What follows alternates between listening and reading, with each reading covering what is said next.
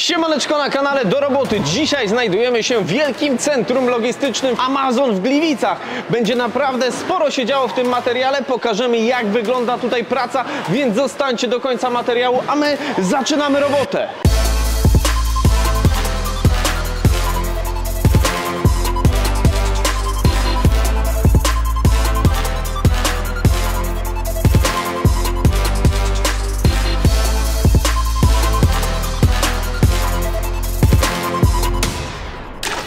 Teraz jest ze mną Wojtek, witam Cię serdecznie. Cześć Wojtek. Proszę opowiedz mi i moim widzom, jak będzie wyglądał nasz dzisiejszy odcinek i mój dzisiejszy dzień w Amazon. No to dzisiaj jakby przejdziemy sobie przez nasze centrum logistyczne, które znajduje się w Gliwicach, KTW3, i będę miał dla Ciebie szereg atrakcji i gwarantuję Ci, że poczujesz się jak Harry Potter pierwszy dzień w Hogwarcie. Okej, brzmi już ciekawy, więc co, moi drodzy, bierzemy się do roboty, żeby nie przeciągać przed tym magazynem, a wejść do środka. To co, lecimy? Jasne. Dobra Wojtku, tutaj pokażę Ci, jak wygląda droga paczki od wjazdu materiału do naszego magazynu do wysyłki. Czyli pierwszym takim krokiem to jest oczywiście przyjazd towaru do magazynu, później on zostaje rozładowany na dziale dock, z którego zostaje przetransportowany na dział receive, gdzie pracownicy przyjmują ten towar, sprawdzają jego zgodność, sprawdzają jego jakość i wysyłają ten towar na dział stoł. Stoł zajmuje się rozmieszczeniem produktów w regałach i jak później zobaczysz sam u góry, to nie jest taki standardowy magazyn, te regały przyjeżdżają same do nas. Regały przyjeżdżają same do Was. Dokładnie Brzmi tak. już ciekawie, więc będę bardzo zaciekawiony, jak to zobaczę. Dokładnie tak. Później generuje się zamówienie i mamy taki dział, który nazywa się pick. I znowu ten regał przyjeżdża do stanowiska pickera, który wyciąga produkt, wkłada go do czarnego pojemnika i wysyła to na dział pack. Z działu pack, po zapakowaniu paczki, wysyłamy na dział ship, gdzie paczki zostają rozdzielone do odpowiednich lokalizacji, w które się udają i wysłane po prostu samochodem. Okej, no to dobra, o tej ścieżce opowiemy już w praktyce, jak będziemy przechodzić przez te kolejne elementy. To gdzie teraz przechodzimy? Teraz przejdziemy sobie na dział dock, gdzie pokażę Ci, jak rozładowujemy drogi. No to chodźmy.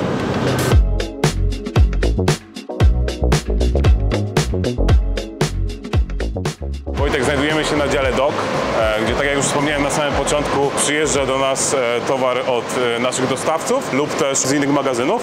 I teraz pokażę Ci, jak wygląda rozładunek tej naczepy. Także trzymaj się tam, będziemy sobie jechać do przodu. Czyli to jest ciężarówka z towarem od klientów, którzy... To jest ciężarówka z towarem akurat z innego magazynu. To jest taki towar, który przyjeżdża do nas dlatego, że jest część towaru zamówiona u nas, a drugiej części nie mieliśmy i ten magazyn nam dosłał, żeby zoptymalizować koszt wysyłki i czas wysyłki. Zostało to przesłane do nas do magazynu, my to wyślemy dalej do klienta. Okej, tutaj też na tym samym początku odcinka chciałbym moim widzom powiedzieć tak pokrótce, czym jest w ogóle Amazon, czym są te centra logistyczne, na jakiej zasadzie to działa, bo pewnie nie każdy wie, każdy się zainteresuje tematem, ale opowiedz pokrótce, skąd się biorą te elementy, gdzie one są wysyłane, wiesz, tak w dwóch zdaniach. Centrum wysyłkowe, gdzie nasi dostawcy przysyłają do nas produkty, zamawiasz te produkty online i tutaj cała logistyka wewnętrzna polega na tym, aby zoptymalizować czas wysyłki do klienta, więc ten towar jest rozwożony pomiędzy magazynami, kompletowany i później wysyłany do klienta. Okej, czyli ja jako producent chcę coś sprzedawać, nie zakładam swojego sklepu, tylko wy jesteście dystrybutorem. Możesz zrobić to w dwojaki sposób. Możesz to zrobić jako sprzedaż przez Amazon, możesz to zrobić jako sprzedaż przez siebie, ale na stronie Amazona. No to dobra, pokaż mi, jak działamy i lecimy z tematem. No to nakładamy sobie te nasze produkty na ten pas tutaj transportowy i one będą sobie jechały prosto do góry na dział stoł, który pokażę Ci troszkę później. Czyli wyciąganie tych paczek nie ma jakiegoś większego, powiedzmy, logistycznego sensu, po prostu co złapiemy, to wyjmujemy, tak? Co złapiemy, to wyjmujemy.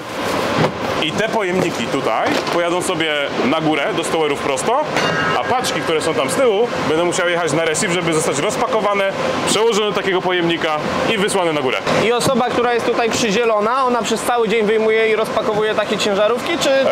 To zależy, osoby się wymieniają tutaj. Aha. Także to nie jest tak, że cały czas jedna osoba sobie tutaj pracuje przez całą zmianę.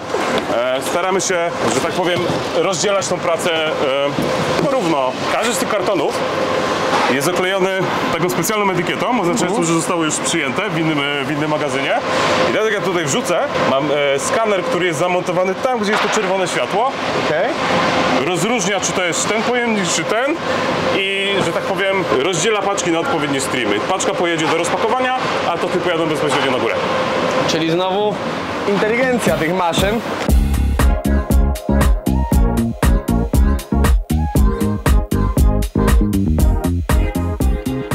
Jestem pod pełnym wrażeniem, bo jeszcze w życiu takiego czegoś nie widziałem, żeby taka laweta, powiedzmy, czy taśma wjeżdżała do ciężarówki. Zazwyczaj to są wózki widłowe na magazynach, z tym już miałem doświadczenie, a tutaj coś nowego. No tak, staramy się być bardzo innowacyjnym magazynem i staramy się jakby ułatwić tą pracę naszym pracownikom. Stąd te nasze konwejery tutaj transportowe prosto z naczep. Jak tam widziałeś, ładowaliśmy te toty i pojemniki na pas. One sobie dojeżdżają tutaj tymi konwejerami. Tu jest tak zwany merch, gdzie te paczki się wszystkie mieszają i dojeżdżają sobie do skanera, który rozdziela te paczki na odpowiednie value streamy. I czarne toty jadą na górę od razu do stołu, tak jak już wspomniałem na początku, a boksy jadą na dział receive, do którego zaraz się udamy. No to lecimy dalej. Tutaj, Wojtek, mamy dosyć ciekawą maszynę, to jest tak zwany depalletizer, czyli maszyna, która ściąga toty te pojemniki czarne z palet, tak? One są tutaj, przyjeżdżają w takiej postaci, jak widzisz. Zostają rozsztaplowane, że tak powiem, ściągnięta paleta, ta górna z tej dolnej i jedna paleta jest włożona tutaj do maszyny. I ta maszyna później sobie ściąga te pojemniki, układa je na pas transportowy, pojemniki sobie jadą do góry. Aha, czyli to, co my robiliśmy, powiedzmy, ręcznie, to czasem te pojemniki są przewożone na paletach. Dokładnie tak, bo jak zwróciłeś uwagę, tutaj w tym miejscu pojemniki były na posadce, na czepy, a te są na paletach. Na paletach, okej, czyli jest różnorakie przewożenie tych pojemników. Dokładnie No i tak. fajnie, no bo tutaj nie trzeba wtedy ręcznie tego robić, a robi to robot. Dokładnie tak, tak jak Ci powiedziałem, dbamy o naszych pracowników i to jest też jedno z ułatwień, które niedawno zainstalowaliśmy.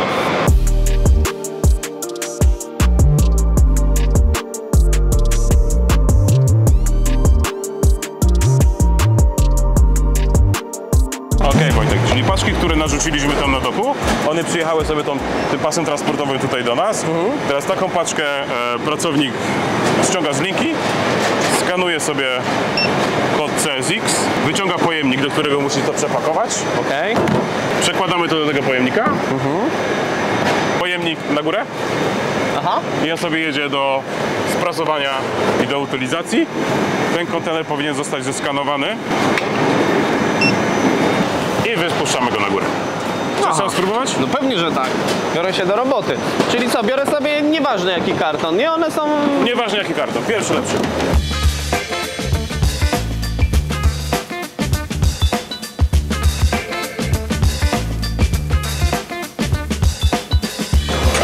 Taka schematyczna praca, muszę powiedzieć, ale troszkę też trzeba się w ciągu dnia nadźwigać, nie? No bo tych kartonów jest.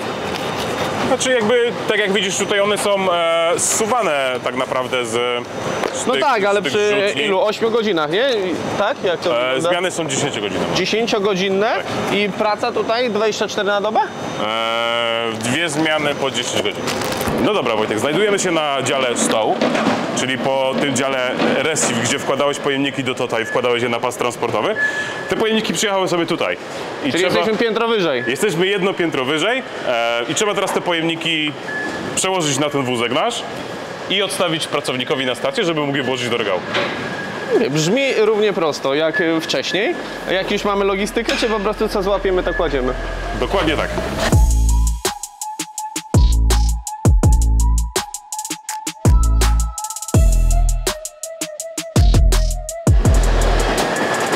Czyli tutaj, w tym miejscu? Tak, tym zostawiamy go zadaniu w tym miejscu i teraz narzucamy pojemniki na stację. Pracownik będzie sobie te pojemniki ściągał. I to też ja robię, jako przywożący ten wózek, tak? Tak. A co jak mi się nie mieści? I tyle. A, Jak się skończą, to później te pojemniki zostaną dołożone przez pracownika. a ja biorę następny wózek i jadę ładować kolejny. A ty jedziesz po następny pusty wózek i jedziesz sobie ściągnąć pojemniczki na... Tak sobie dziubię. I tak sobie robisz. Aha, ciach, ciach, ciach, ciach. I to jest kolejne moje, powiedzmy, zadanie w tym miejscu, zadanie pracownika przez ileś godzin, tak? Dokładnie tak, to jest twoja rola. Jesteś tak zwanym water spiderem, który Tutaj zapewnia... tak światowo wszystko nazywacie, Dokładnie nie? tak, który zapewnia pracę naszym stołerom.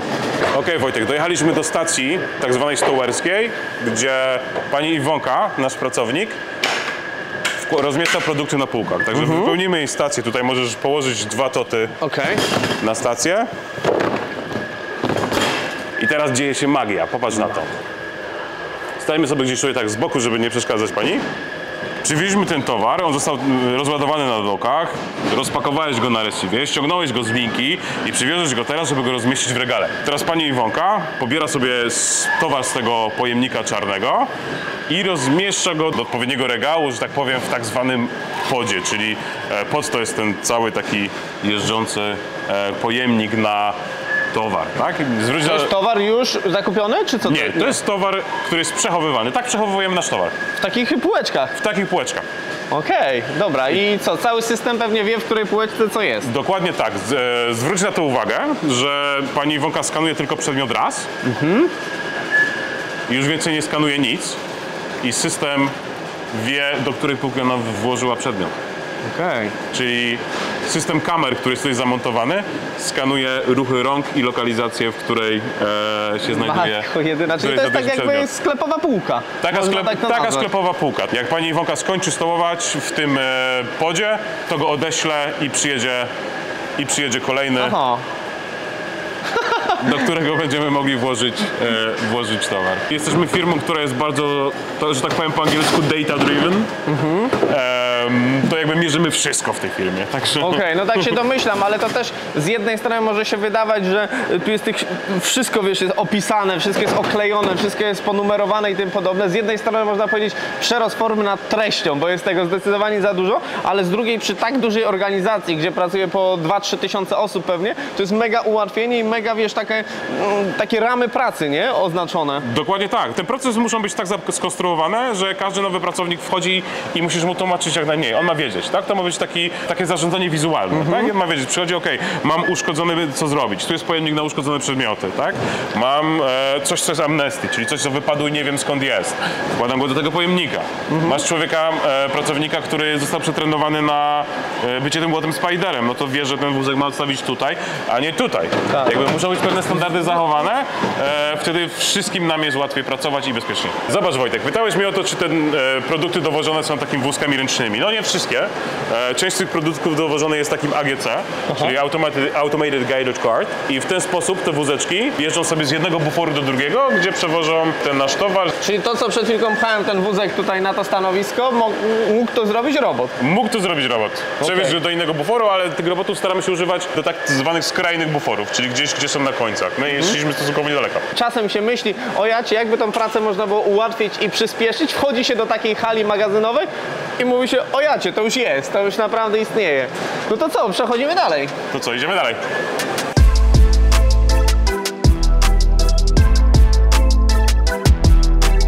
Jesteśmy w warsztacie utrzymania ruchu. Tutaj jest Darek, który zabierze Witam cię was serdecznie. do świata, że tak powiem, gdzie nie każdy ma dostęp. Jesteście jakby wyróżnieni. Posadzka robotyczna, gdzie to wszystko się dzieje. Dostaniesz taką super kamizelkę, gdzie te roboty będą na ciebie uważać, żeby w ciebie nie wjechać. Okej, czyli miejsce, gdzie nie każdy ma dostęp. To widzowie kanału Do Roboty, trzymajcie kciuki, żeby tutaj jak najwięcej pokazać. Zostawcie łapki w górę, piszcie już komentarze, a my idziemy do Darka. Darek, jesteś tutaj odpowiedzialny za ten sprzęt, który się tu znajduje i za tą całą strefę. Od czego zaczynamy, że mógł w ogóle tutaj zacząć pracę?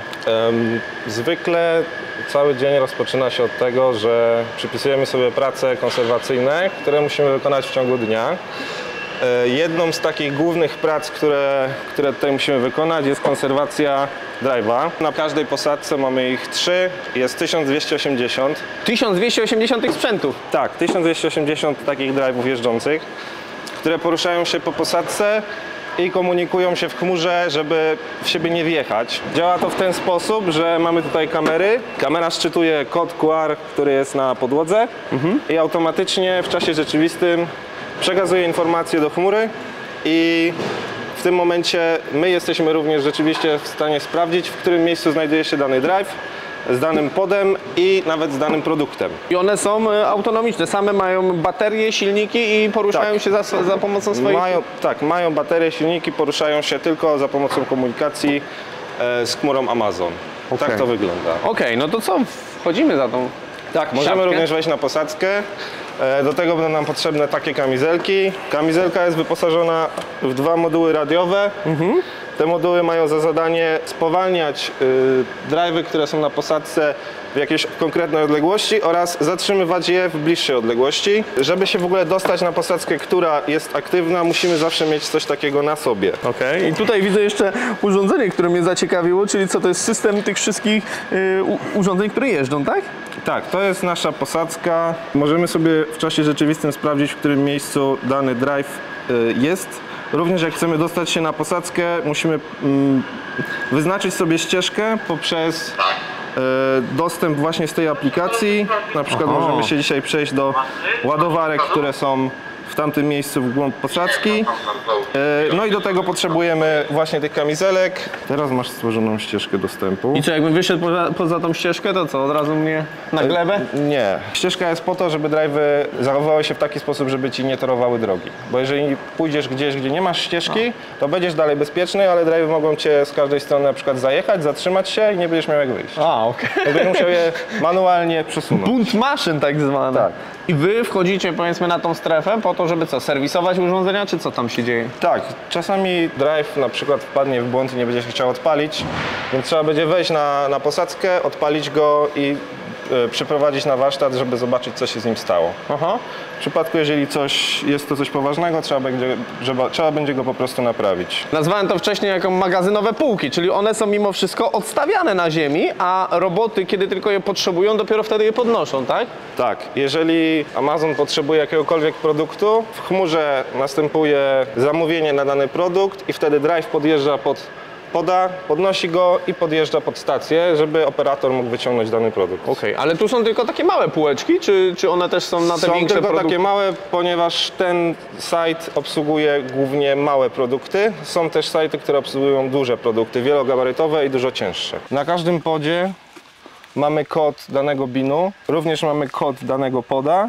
Podając te 2 rzeczy, jesteśmy w stanie dostać się do danego produktu, który leży w danej półce. Okej. I wtedy na przykład, nie wiem, potrzebujemy ten produkt, tylko ten, to robot przyjeżdża z całym stelażem, tak? Tak, i ustawia się odpowiednią stroną do osoby pakującej. Okej. I osoba pakująca wyjmuje tylko jeden produkt i on odjeżdża tutaj z powrotem, tak? Tak. I tutaj mamy na przykład ładowarki. Też działa to w taki sposób, że drive, który już ma mało procent baterii, podjeżdża pod ładowarkę, łączy się nią modułem komunikacyjnym, wjeżdża, ładuje się do pewnego momentu. Jeżeli naładuje się do określonego poziomu, wyjeżdża i jedzie dalej. Czyli sam się ładuje, wy nie musicie na tym Sam się panować. ładuje. Żeby wam zobrazować skalę tego całego magazynu logistycznego, mamy 18 000 takich półek, tak? 18 000 całych regałów. Tak. Całych regałów. Na każdy floor. Floorów jest 3. I ty masz jakieś tutaj wykształcenie konkretne, nie wiem, automatyka, coś takiego, coś więcej? Techniczne, elektryczne. Techniczne, elektryczne, czyli tu Ale już trzeba mieć... chłopaki zwykle szukają automatyków, elektryków lub mechaników. W zależności na co jest zapotrzebowanie. No bo tutaj jest to, powiedzmy, utrzymanie ruchu, tu już nie pakujecie paczek, tylko też musicie więcej wiedzieć i mieć techniczną wiedzę na temat tych robotów też, tak? Tak, i też na temat przenośników, które są na zewnątrz. I jesteście co jakiś czas, nie wiem, szkoleni co do tego? Coś się zmienia? Co jakiś czas mamy szkolenia, tak? Na początku pracy zawsze każdy, kto przychodzi, musi przejść konkretną listę szkoleń, żeby móc zacząć w ogóle pracować. No dobra, moi drodzy, przechodzimy dalej, zobaczymy, co z tymi produktami i paczkami dzieje się dalej.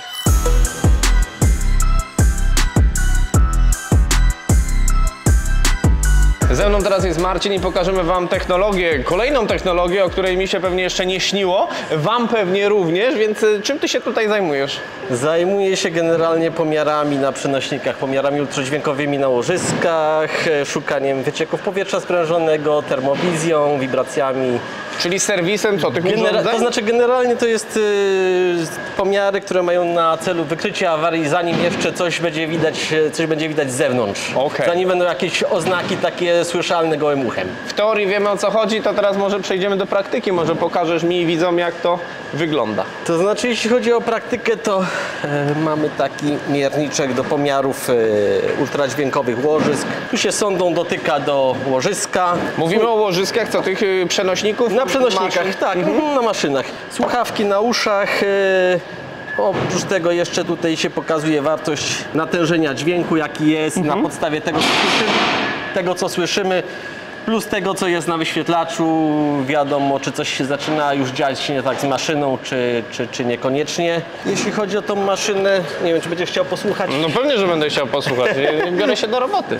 I co, i twoim zadaniem jest tak się przechadzać, sprawdzać łożysko po łożysku, czy masz to jakieś w systemie rozpisane? Mam w systemie rozpisane co, gdzie, kiedy i jak pomierzyć, także to jest wszystko taki plan poukładany, tak zwane ścieżki pomiarowe i po prostu mierzy się zgodnie z harmonogramem. Okej. Wszystko. Czyli wiesz, że na przykład to już sprawdziłeś, odhaczasz, idziesz dalej? Tak. jakiś- I po pewnym czasie znowu wracam w to samo miejsce, żeby sprawdzić, czy dalej nic się nie dzieje, bo to wiadomo, że tego się nie robi raz, tylko to się robi cyklicznie, nie? Cyklicznie, okej. No i wiemy, że ten sprzęt jest sprawny i on może dalej po prostu przez jakiś czas chodzić. Dokładnie. No to okej, to przechodzimy do tego twojego drugiego sprzętu, I który tak nam samo przygotowałeś. kamerą termowizyjną podobnie. Czekaj, to odłożymy tutaj. Czyli tutaj mamy drugi sprzęt, którym władasz, czyli to jest kamera termowizyjna, Tak. żeby sprawdzać, czy coś się nie przegrzewa, tak? Jest obraz termiczny, tu jest skala temperatury. Ten silnik przed chwilą wystartował, więc on nie będzie bardzo ciepły. Okej, zaraz zobaczymy, czy tu będą jakieś różnice jeszcze. To jest na tyle czułe, że tu masz między 20 a 25 stopni właściwie w tej chwili całą skalę, nie? Więc ona gdyby jest bardzo coś- czuła i gdyby się coś działo, no to widać po wzroście temperatury, że tam może być problem za chwilę. I gdyby coś się działo, ty pewnie sporządzasz tak jakiś protokół i wtedy to jest Tak. wymieniane Tak, albo dokładnie. I serwisowane. wtedy jest wymiana, serwis, no zależy co tam wyjdzie dokładnie. No dobra, czyli wiemy, jak się serwisuje taki sprzęt, albo jak się sprawdza, czy sprzęt jest do serwisowania, a my przechodzimy dalej. Dzięki.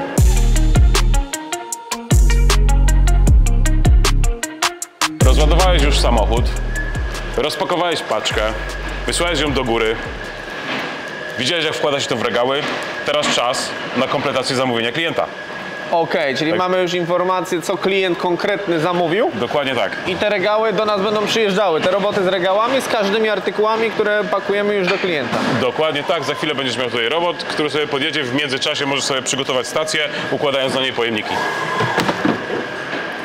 A, czyli to są puste... A, czyli ja nie pakuję jeszcze w kartony? Nie. Nie. Teraz musisz skompletować zamówienie klienta, a później będziemy je pakować. I zobacz, przyjeżdża ci robot i tutaj kamerka pokazuje ci lokalizację tym pulsującym światłem, Wow! z którego powinieneś pobrać przedmiot. Czyli nawet nie muszę czytać, czy 4H to 4H, bo mi pulsuje światło. Dokładnie tak. I taki przedmiot powinieneś stamtąd wyciągnąć i włożyć go, uwaga, do tota, który ci się podświetlił, czyli do tego. A, czyli 4H, proszę bardzo. Jeden przedmiot. A, można pomylić przedmioty, bo są różne. wtedy, Można, dlatego teraz go zeskanuj nie? Okej. i umieść go w pojemniku. O, a one już czekają na mnie wszystkie. To nie Oczywiście jest masz tak, kolejkę że... totów, podów, przepraszam, które jakby czekają na ciebie. Dobra, czytam, nie ma czasu na zastanawianie się. I podświetla nam się to tutaj. Dobra. I następny, dzień dobry.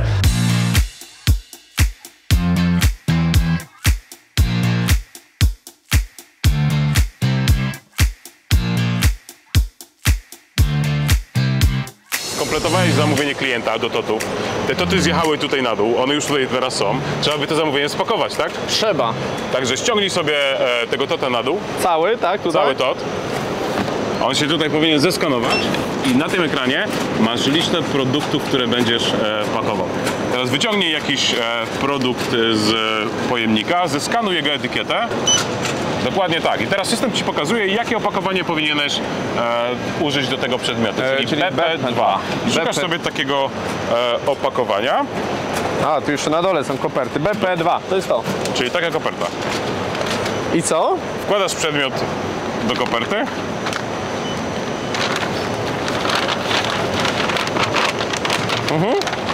Zaklejasz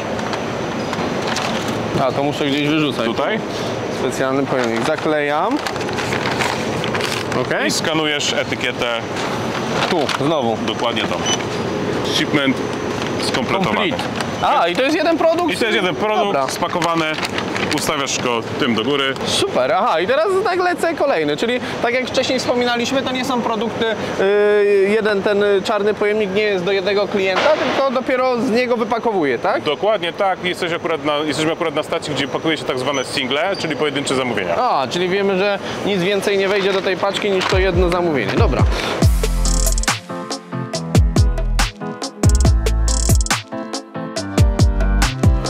Wojtek, spakowałeś swoje paczki, znaczy nie twoje, tylko klientów.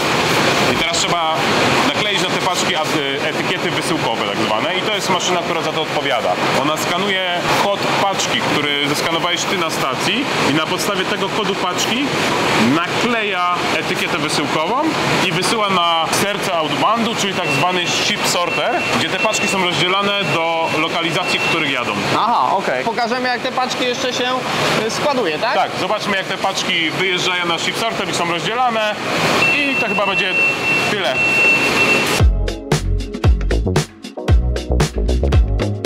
Paczka po przejściu przez SLAM, gdzie aplikowaliśmy tą etykietę wysyłkową, trafia na taki tak zwany ship sorter, czyli taki pas wysyłkowy, który jest podzielony na wózki. Każdy wózek to jest jedna, że tak powiem, lokalizacja, na której znajduje się paczka, tak? Te paczki zostają automatycznie indaktowane na ten pas i są przypisane do odpowiednich destynacji. Tutaj mamy destynację zapisaną na monitorach. Te paczki odpowiednio gdzie jadą, spadają do takiego pojemnika, jak tu widzisz. Okej. Później ten pojemnik zostaje załadowany na samochód. Aha, i to jest powiedzmy już po kolejnych centrach wysyłkowych, to już jest kurierach i tym dokładnie podobne tak. rozłożone. Czyli tutaj kończy się historia tych paczek, tak? No Które... prawie tutaj kończy się na bramie. Na bramie, czyli na samochodach ciężarowych. Moi drodzy, to była naprawdę mega ciekawa i interesująca praca jak dla mnie i cały ten system i to wszystko, co w tym odcinku pokazaliśmy, ale to jeszcze nie koniec tego materiału, bo musimy oczywiście porozmawiać o tej pracy sensu stricte, czyli jak do niej się dostać i ile na tym wszystkim można zarobić, więc przechodzimy dalej.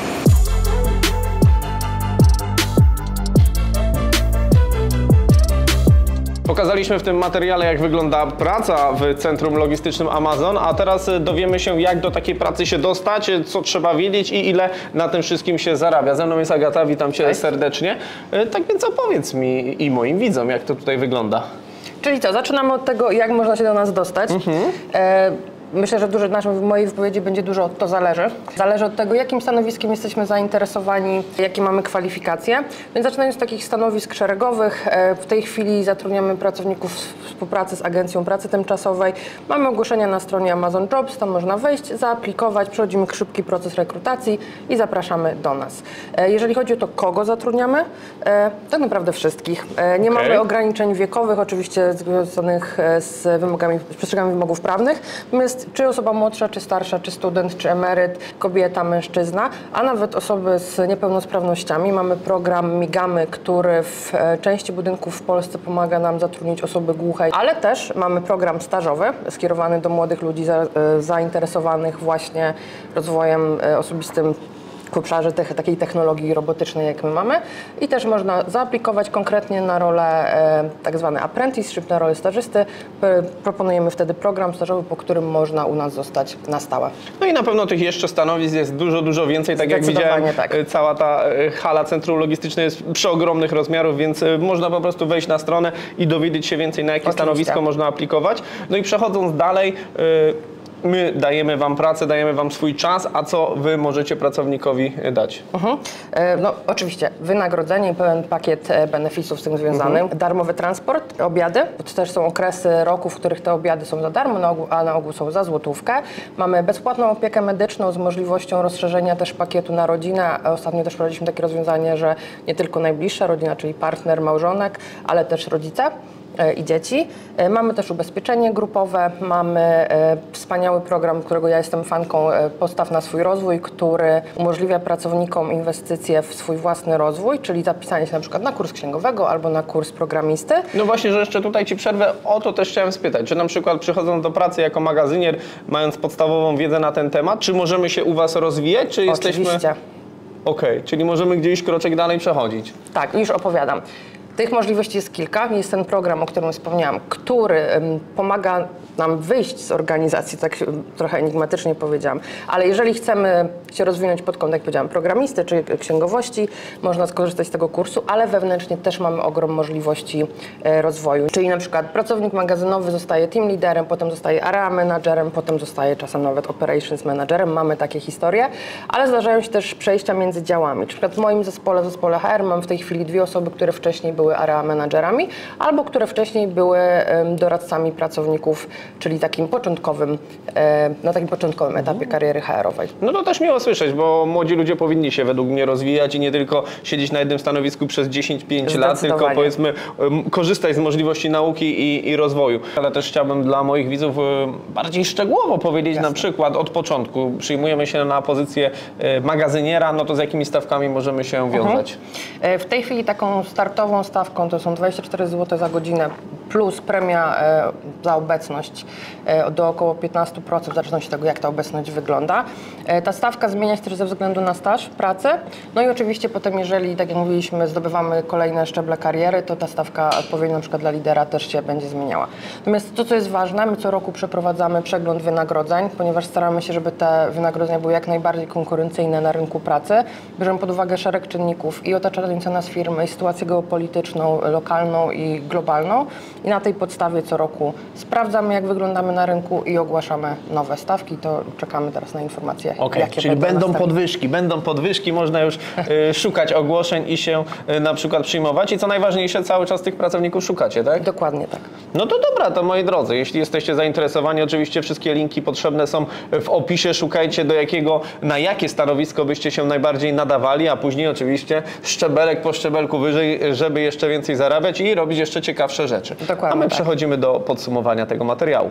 Praca na magazynie stanęła, ale to nie dlatego, że coś zepsułem, tylko dlatego, że jest ogłoszona taka ogólna przerwa dla wszystkich działów. Wszyscy pracownicy teraz przechodzą na przerwę obiadową i sobie coś konsumują, a ja też przechodzę już do zakończenia tego odcinka. Naprawdę sporo nagraliśmy, sporo czasu tutaj spędziliśmy i myślę, że bardzo fajny materiał z tego wyszedł, który właśnie przed chwilką obejrzeliście, za co jestem bardzo wdzięczny, więc jeśli jeszcze możecie, zostawcie koniecznie łapkę w górę. To wy, drodzy widzowie, pisaliście w komentarzach pod innymi odcinkami: Wojtek, sprawdź pracę w Amazonie. Wojtek, pojedź do tego centrum logistycznego. Więc przyjechałem, pokazałem wszystko po to, żebyście mogli właśnie ten materiał zobaczyć. Zostawcie te łapki w górę, napiszcie, czy wam ten odcinek się podobał, bo ja jestem naprawdę pod ogromnym wrażeniem tego całego systemu, tej logistyki, tego wszystkiego, co tutaj się w odcinku działo. Więc subskrybujcie kanał do roboty. Ja nazywam się Wojtek Kaczmarczyk. Bardzo miło było mi was tu wszystkich gościć. Oglądajcie inne odcinki, które pojawiają się tutaj i do zobaczenia w kolejnym materiale. Dzięki bardzo.